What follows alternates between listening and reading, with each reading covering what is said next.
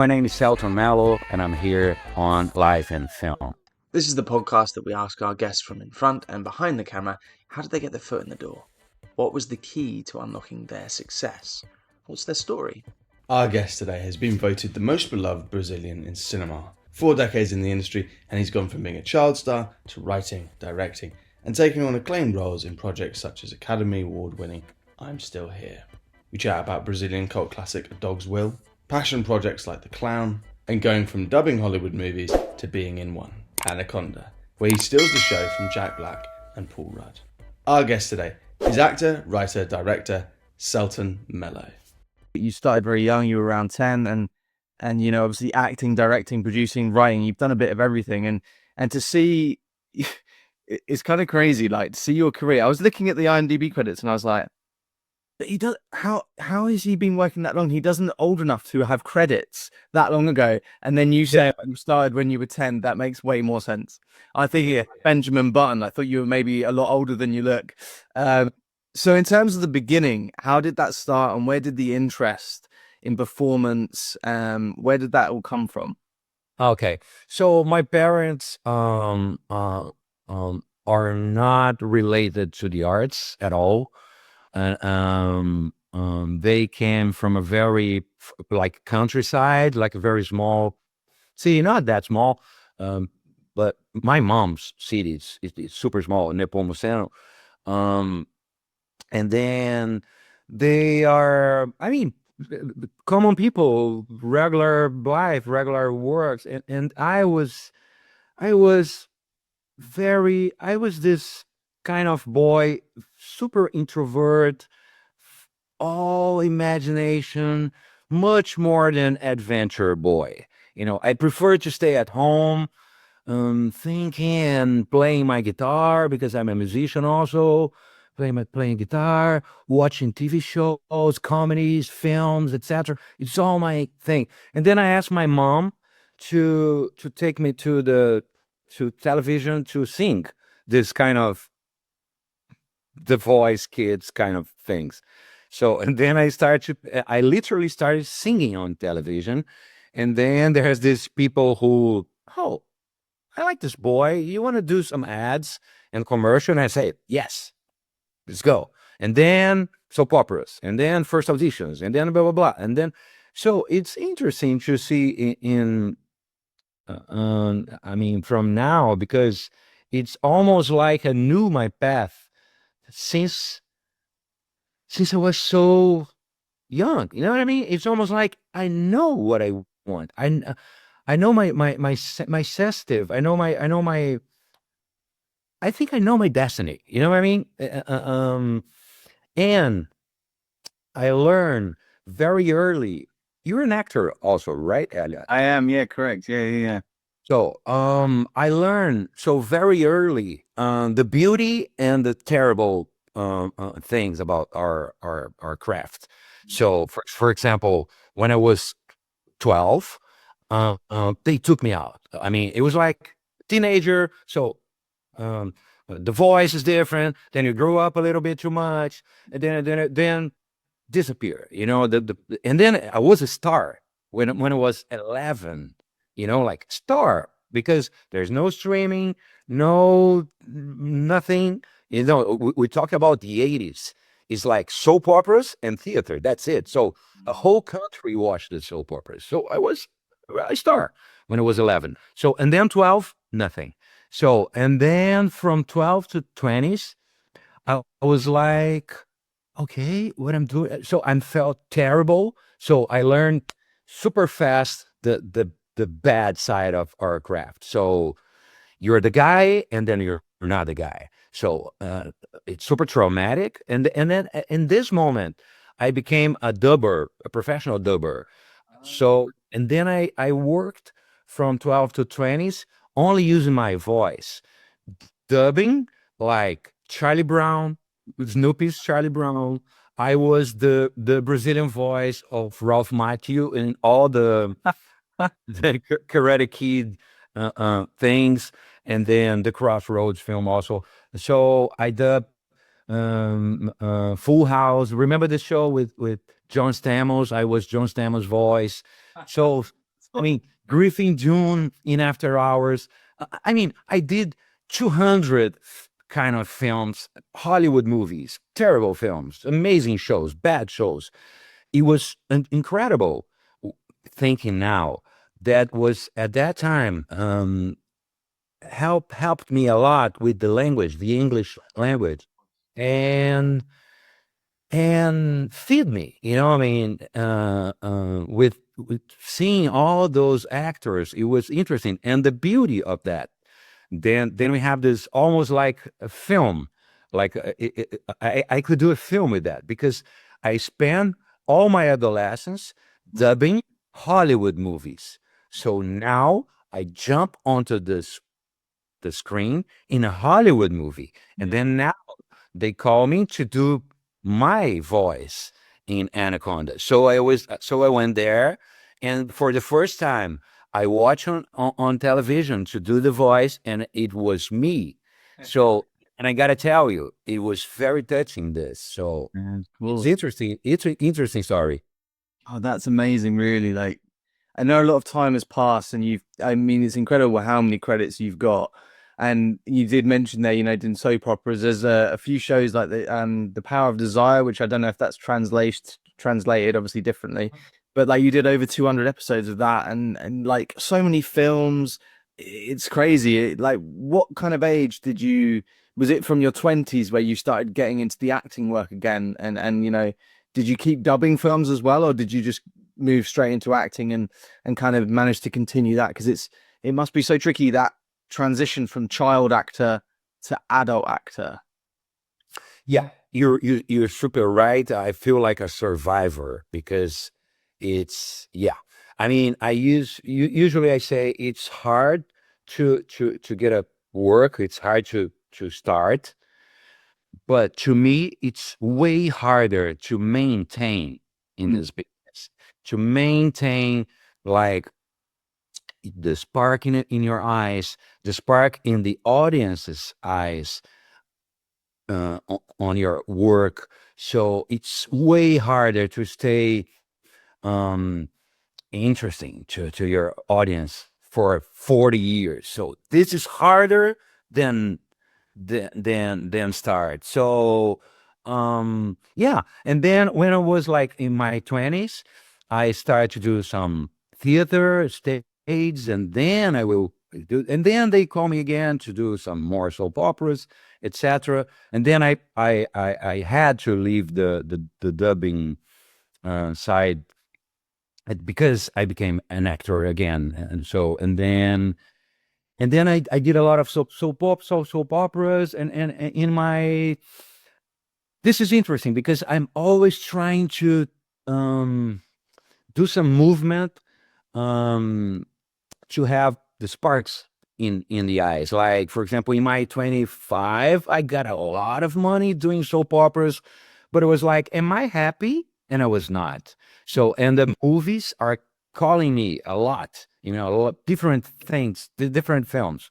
And then I was like, you know what? I will quit my contract on television, and then I will use all my energy and passion for this, doing films. And people say, you're a crazy one. And I said, no, I want to do what I love. So then I moved to films, and then I did basically films from my 20 something until my 30 something. So like 10 years, movies, 30 films, crazy films, art house movies, huge box office films, different kind of films. And then at some point it was like, what else? I did soap operas, a lot of films, very successful films, not that much successful, but films that make me feel a real artist. What else?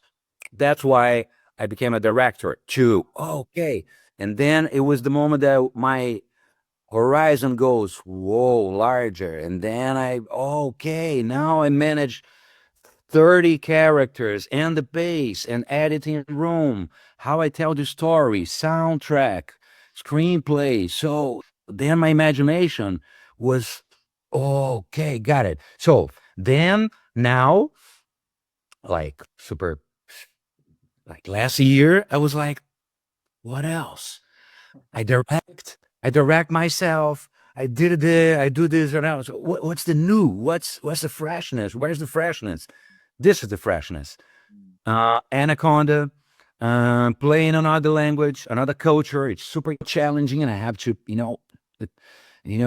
sometimes you miss the vocabulary and you want to express yourself, and super hard.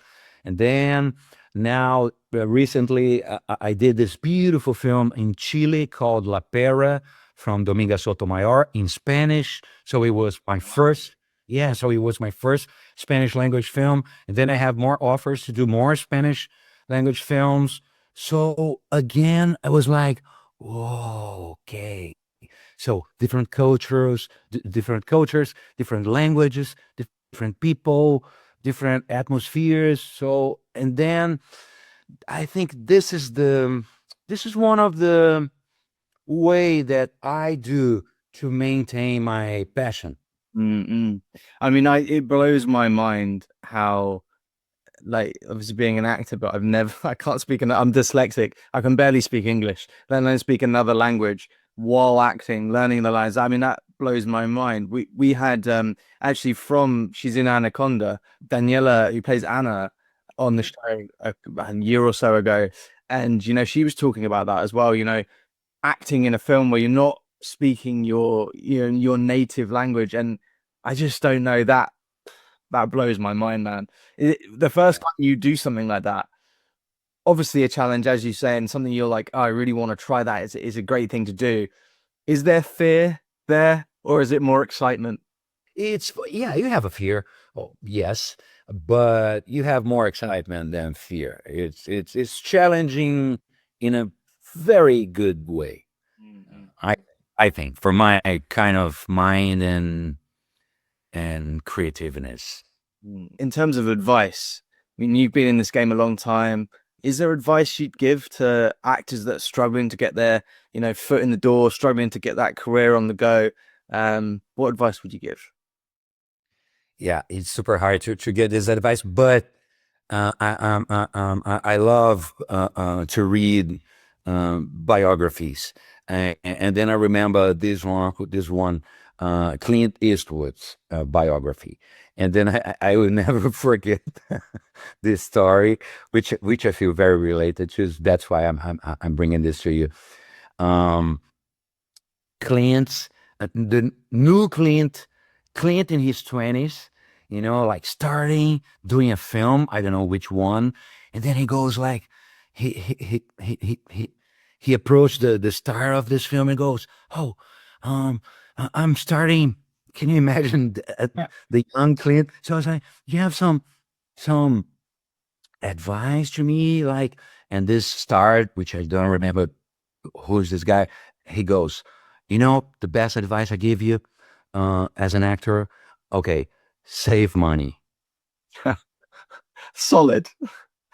Solid, the main bold, and Clint was like, really? I mean, I thought you were gonna go like, okay, no, read these, read that, do this, no, save money. And you know what? He's right, because because this career, it's so crazy, so hard. You know, Today you're the guy, you're the box office number one. Yeah, everybody want to work with you. Next moment, you have 20 guys in front of you. So yes, you have to save your money because okay, and this guy says more. He goes, save money because if you save your money, you don't have to do something only for money. Then you can choose your things, and I completely agree with that. I mean, and yeah, it's crazy, but it's a good advice. No, no, it's solid advice. That is a real, you've got to be in a great place in your career to be able to pick and choose. And that is, if you can do that, you can up the chances, aren't you, of having a longevity, as we've talked about already. And it's a balancing act for sure. But in terms of, you mentioned there obviously the directing, and there's a couple of projects like The Clown stuck out to me. It feels like you were part of every department on that film. Like that, was that a little bit of a kind of passion project for you? Yes, the clown was a very important and yeah, a very important project to me because it was a very personal statement. You know, I mean, I want to say that thing, and basically was what I can send you afterwards. But basically, it was like a clown was not happy with this with his craft. He was like in some crisis. You know, I'm doing this because my father does. I'm doing this since I was boy, but I'm good enough in that. Maybe I should try another thing. So it was very Selton. At that time, I didn't tell this to on press, on press. But now I can say this freely, and so it was very from the bottom of my heart film. So, and then I co-wrote this film. I wrote this film with my partner Marcelo Vincato, and then I direct this film. I play the guy, I play the clown, Benjamin, and then I co-edited, I co-produced, I did this whole thing. I don't know why, because it was very personal, and the beauty of this project it was that it's very art house kind of film. It's a gorgeous, it's a little gem, but it's a small, beautiful film. But this film became like a huge success on box office. Also, they became like a blockbuster at the same time, Wow. and it was interesting. And then we traveled to several festivals around the world. He was the Brazilian choice to represent Brazil in the Oscars at that time. We didn't make it, but we tried. I mean, this film was very meaningful, and just to say, when you have something to say so personal, do it, because there's a lot of people waiting for this. You know what I mean? Oh man, I'd love to see it actually. Yeah, I'm gonna check it out. I'll find it and I'll give it a watch and I'll yeah, no, that Fair. it looks brilliant. I watched the trailer and it looks really cool. I just there was a few things I wanted to ask you. One of them was, and you never know with IMDb, you don't some of the credits don't. I don't know. You can never tell if it's true or not. You have a crew credit on Dead Poet Society. Is that true or is that just nonsense? Oh, it's very random. But it's not that. I mean, I dubbed Robert Conley. That's what. Yeah, that's what it must be. That's what it must be. That's why. That's why. That's literally. I saw it and I was like, how does that make? How did that? Where did that come in? I'm like, that's fascinating. No, That's fine. Yeah. you're like, did I? Maybe I did. What was that noise? We came here to make Anaconda. Now we are in it. There are snakes around here. I can feel it. What does it feel like? I don't know. It's just very snaky. Is that like a technical term? It's funny because I went to see Anaconda, really enjoyed it, and I watched it and I was like, that guy is really funny. He's stolen the whole film. Who is that guy? I was looking you up, going through your IMDb, and then I got a message from your agent being like, would you fancy Hans Stelling on your podcast? I was like, yes, please. I've just literally just seen him a few days before on the big screen. Man, what a wicked part. What an amazing role. And how did that come about? And how did you get involved with that? Thanks a lot. First of all, it's a pleasure. I mean, I'm from Brazil. I'm an actor since I was a kid. So now I'm living this new moment of my life. So to be honest, you are my first podcast on video. So I will never forget your face and your generous space to talk about my life and work. So, well, to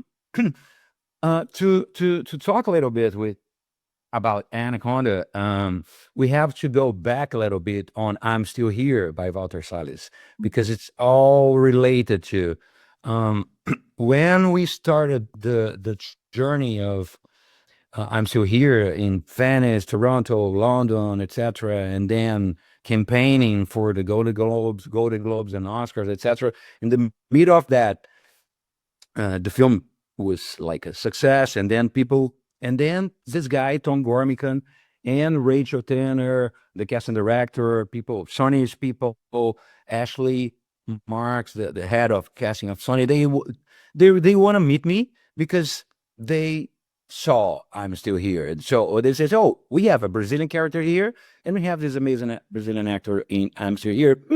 Let's make a Zoom just like that." And then we have a kind of conversation and audition at the same time. And it was super nice. And they go, "It's you." It was like October, and then I have to start like in December.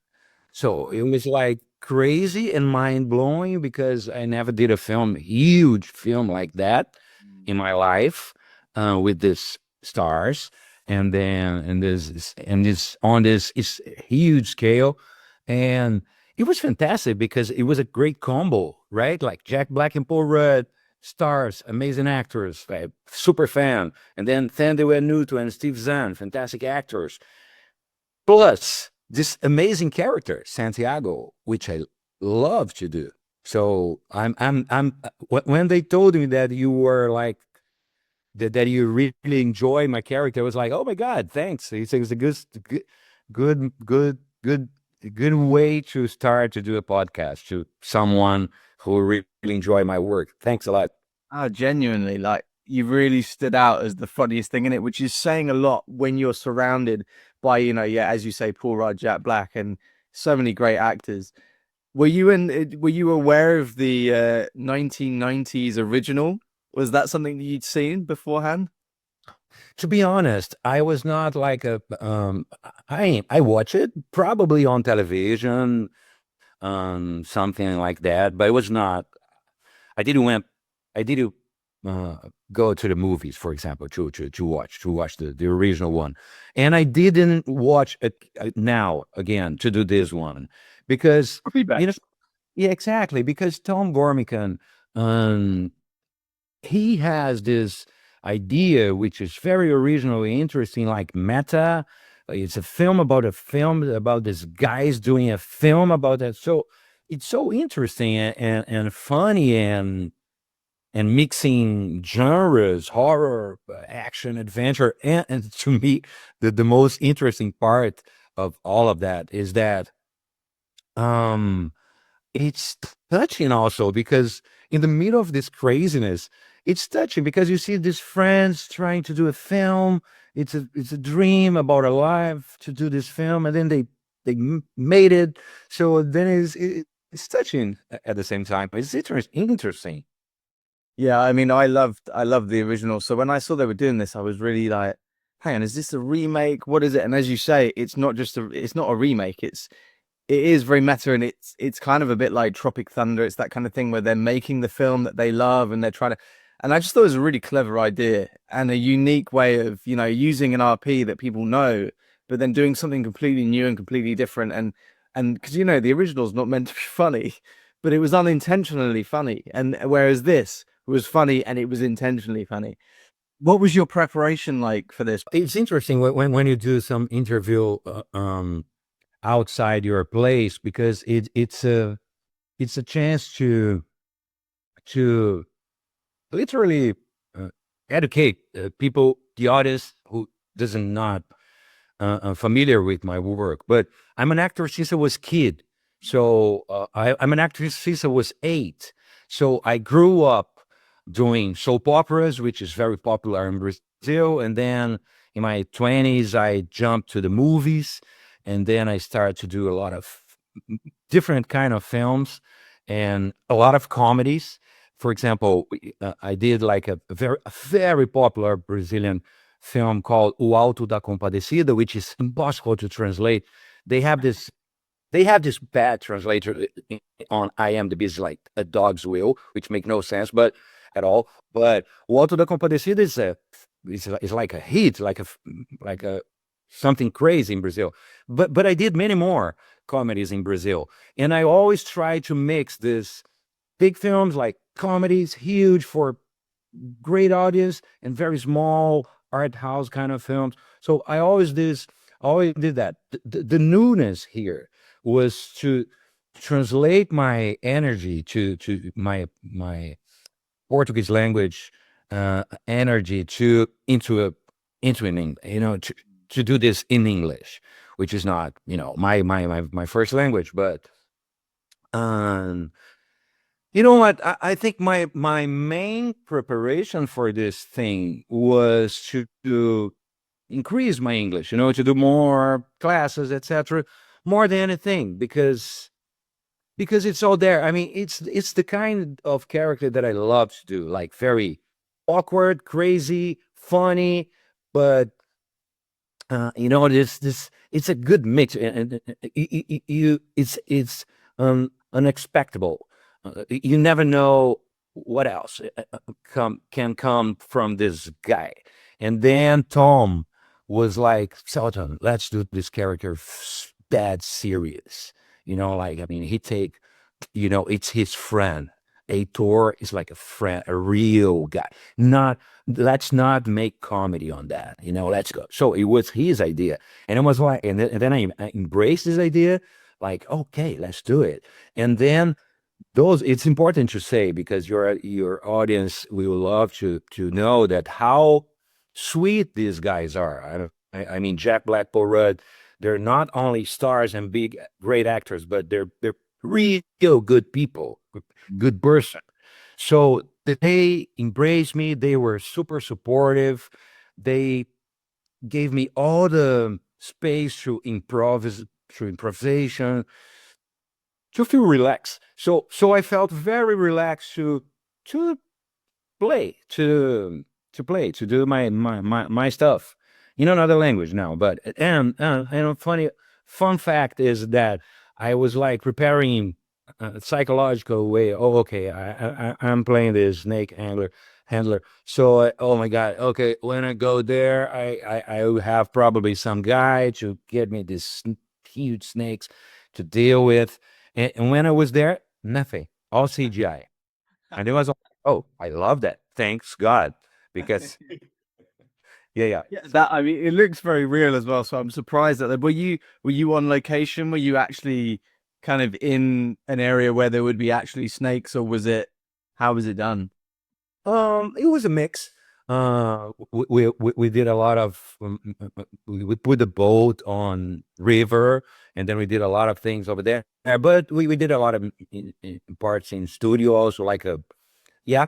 So it was a good mix. And to me, again, it was, I'm a director also. I directed 3 features as filmmaker. I managed a show in Brazil based on in treatment. I don't know if you're familiar with this show. It's from Israel originally, but I direct and play the therapy. So I direct myself also in Brazil. I use a lot of hats in my craft in Brazil. And then, so to me, I was there having fun, one mesmerizing with the I mean, to meet those guys, to have my first experience in Hollywood, but also learning as director, like, oh, okay, interesting, look how they do this, how they do that. So yeah, super cool. I want to use this space here to say how grateful I am to Tom Gormick and Rachel Tanner, their cast and director, great cast and director from Severance, for example, all Ben Stiller's movies, and Ashley Marks, the head of Sony, because they gave me a new beginning. Because that's what Anaconda means. It's not only a film to me; it's a new beginning. Because now there's a lot of people asking the same question you did. Who's that guy? You know what I mean? For the world, it was like, I'm a new guy on game. So all Brazilian guys knows me, but to the world, it's a beginning. And I like this idea to start again, from scratch. Well, man, you're obviously doing something right, because you've got your own character poster for Anaconda. That's like a Yeah. tick the box. That's for me. I'd love to have that. Do a film where you're a big enough character in a big enough film and they give you your own character poster. That's pretty cool, man. Yeah, and then I think that because yeah, I mean, people are. I can feel it. People are in love with this character. This character is so, I mean, adorable and interesting and crazy and then yeah, and then it was super. I just love the experience. And it's The whole the thing. only film you've got out at the moment. You've got Bury the Dead as well, I believe. This is my kind of thing. It's like a horror, crazy, apocalyptical art house film. So and I like this, trying to jump into genres and challenging myself, doing different things, and now doing different things in different languages also. And I like this, it's and see how I'm speaking to you, like full of energy and because I'm feeling this newness and this is good. Yeah, man, it's energizing. Seeing you is inspiring, man. And I really appreciate you taking the time because you're having a moment now. So you don't need to speak to us, but you did. So I thank you so much. And it's been a real pleasure to meet you, man. Thank you. Oh my God, thank you for this space. You're super sweet, and I was super happy when they say that you want to talk to me. And then, well, I just to finish this, I just want to say that we live in an amazing moment in Brazil with cinema. So I'm here to say to your audience to looking to watch more Brazilian films because we have amazing film and different kind of films. And then, yeah, it's Mate, I will be delving right in 100%, 100%. yeah. If you enjoyed this episode and you want to support us, get early access and exclusive content, all ad-free, click and join the Life in Film YouTube channel and become a member now. Thank you to our guest Selton, and thank you to Mason at Narrative for reaching out. As always, thank you to our sponsors, movieposters.com and BetterHelp.